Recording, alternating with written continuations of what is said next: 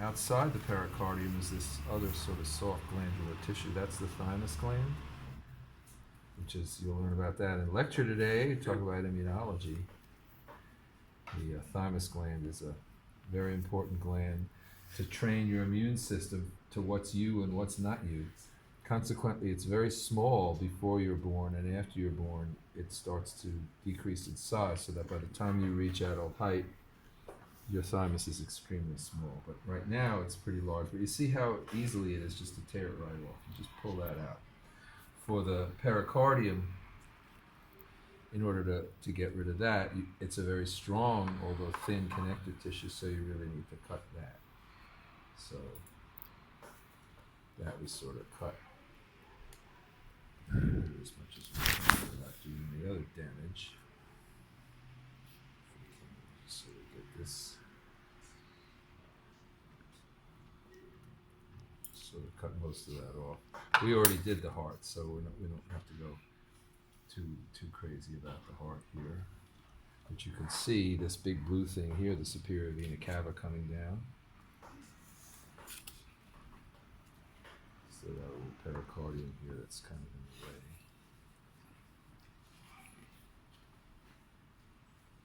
All right. So now you see how this is bone. Okay.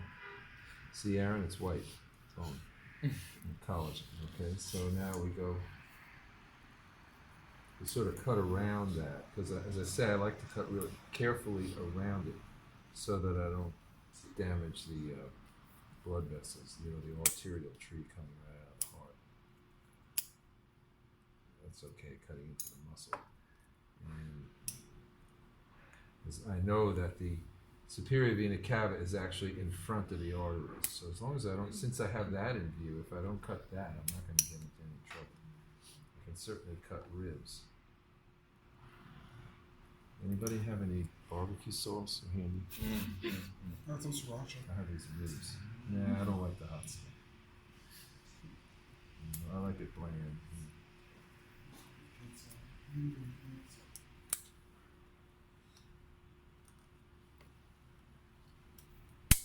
So I sort of, as I say, carefully get through that, and once I'm kind of beyond the bone, now look at this sort of darkish, reddish brown thing there. Isn't that interesting? I wonder what that is. Anyway, I'm going to do cut 10.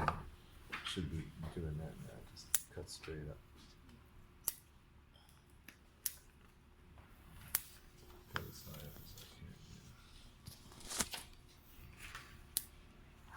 can. All right. So now that reddish brown gland, that's really the thyroid gland,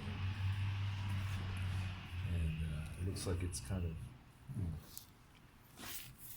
No, that's not the thyroid yet. Or it may be that this guy seems to have some pigs which have some little bit of extra thyroid glands, because that's sort of like thyroid gland color. The actual thyroid gland's here. See, it's sort of cup shape, a little bit species difference in the pig. Our thyroid gland actually looks like a bow tie, right where a bow tie belongs. It's pretty easy to do a thyroidectomy without a knife. There we go. Thyroidectomy done. Hey, look, there's the trachea. What color is it? It's white, because there's some cartilage in there. And if we cut through this muscle here, we see the voice box is white. That's basically a box made of cartilage. The trachea is not made of cartilage, but it has a lot of rings of cartilage. You see those white rings? Right? That's the trachea. Okay, so here's the larynx, voice box. There's the trachea below it. And you can see how it's sort of stiff and stays open. It's not collapsed. But behind it is a vessel that fills with positive pressure when you swallow, namely the esophagus. So if we sort of clear away some of this soft tissue, mesentery, connective tissue here, we can find behind the trachea, we can find the esophagus. Now it's directly behind it, so I have to sort of push it aside. If I get rid of some of this connective tissue and then push it aside, you see I have the esophagus behind the trachea. So we couldn't see that in the abdominal cavity because the esophagus is all in the throat and the thoracic cavity there. Okay. Now we go up.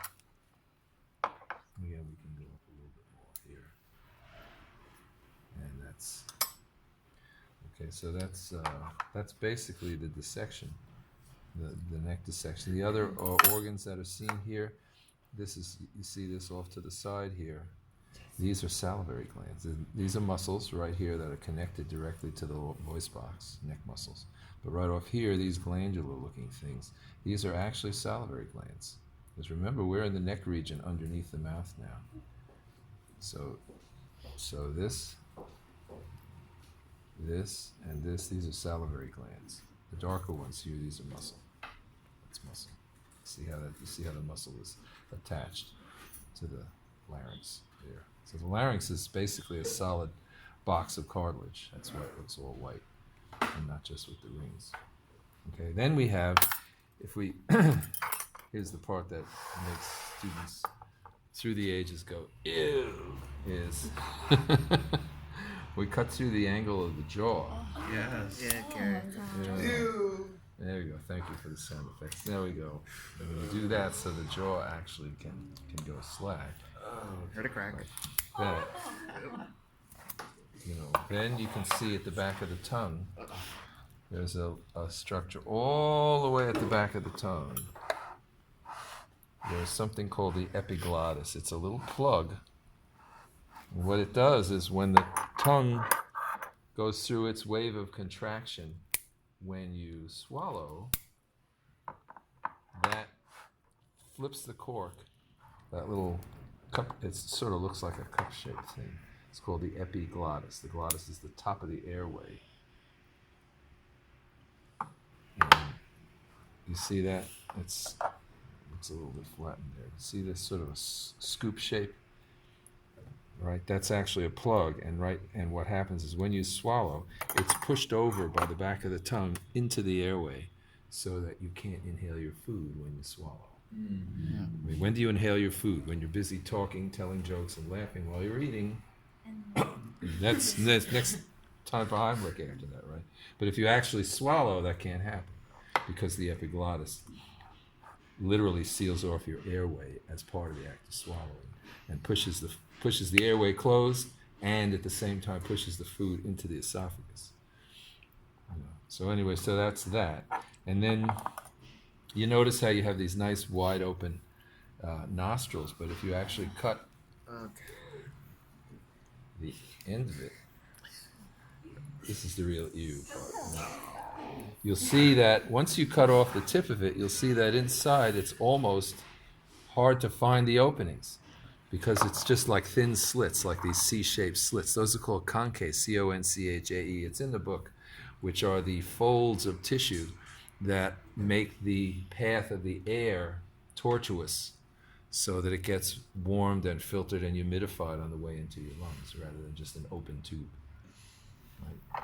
So that's, you see, these are called conchae, these C-shaped folds, as opposed to what looks at the surface very wide open.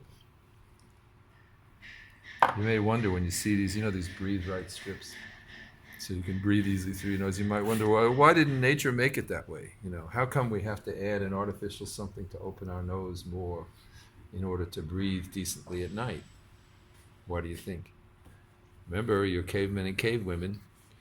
Your body was not designed to sleep in an air-conditioned, temperature, humidity-controlled room. You're sleeping out in the jungle.